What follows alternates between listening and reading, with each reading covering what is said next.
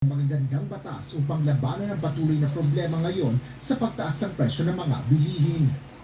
So, alam mo, ang gaganda ng batas, ang implementation ngayon ang question kung may implement nila very well ang batas. Kasi alam mo, minsan mga tao, maganda yung batas, hindi naman ini-implement well. So, dapat bantayan ng ating committee sa Senado yung implementation of that.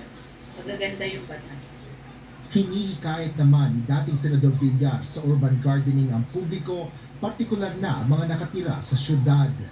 Asher Cadapan Jr., UNTV News and Rescue.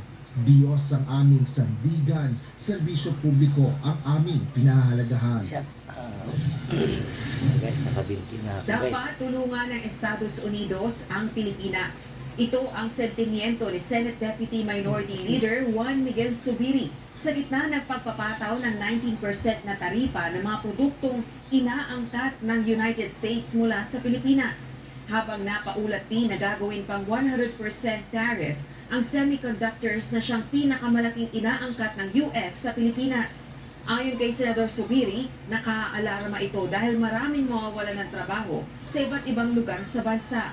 Hindi dapat anya maging katulad ng Pilipinas ang ASEAN neighbors nito na halos pareho ang taripa, habang wala anyang nakukuhang pribilehiyo ang Pilipinas sa pagiging kaalyado nito sa United States.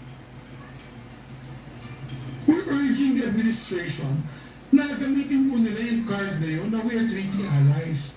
We have to get better arrangements or better at least treatment from a fellow treaty ally.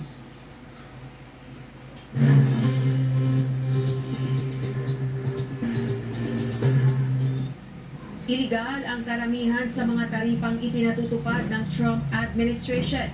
Ito ang lumabas sa desisyon ng isang US Appeals Court bilang tugon sa dalawang kasong isinampa ng small businesses at coalition ng United States.